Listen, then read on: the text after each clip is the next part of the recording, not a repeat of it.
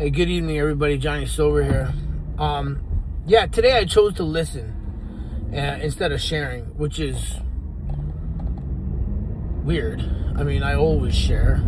I think it's a lot easier to choose to listen because I know I get to talk to you.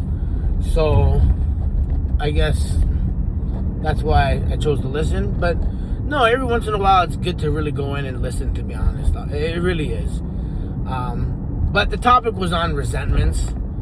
And I didn't share, obviously, so I'm going to give you my 2 cents on that. The biggest resentment I had was with myself. I really believed down in my heart that if I was going to let go of some of the resentments and make amends and all that kind of stuff, I had to forgive myself. I had to forgive myself, truly, truly, truly forgive myself for everything that I had done. All the despicable acts, all the time wasted, everything. Taking that moral inventory, putting it down on paper, and forgiving yourself. It's a very, very difficult thing to do, but I did. And when I forgave myself, it happened in treatment, and I was able to actually look myself iris to iris for the first time in years. And when that happened, I broke down in tears. And it was crazy. It was crazy, man. There's only 2 times I've cried like that. The first time I went into treatment, I had a spiritual experience down by the river, right by this tree. I hugged this tree, and someone told me to hug a tree. This is before people were saying, "Oh, go hug trees." This was in 2019. I don't know if they were saying it back then, but I never heard it.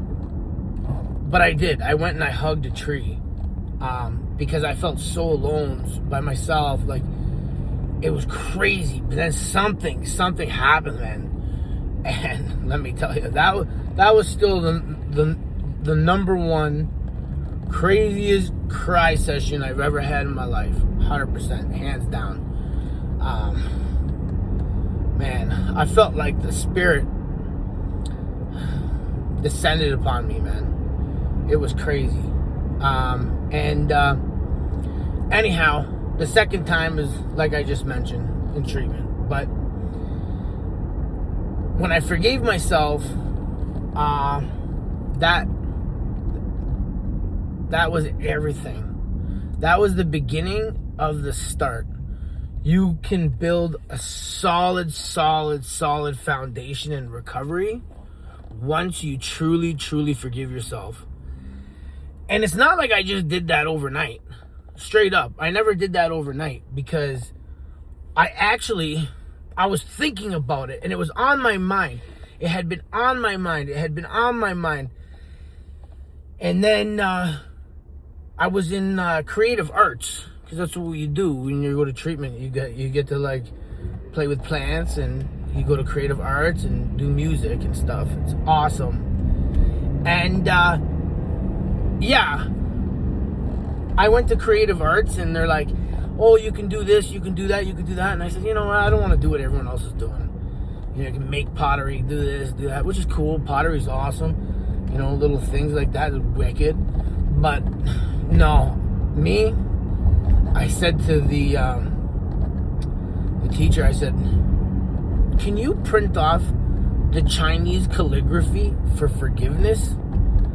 And then I traced. There's just actually a really cool tracing paper.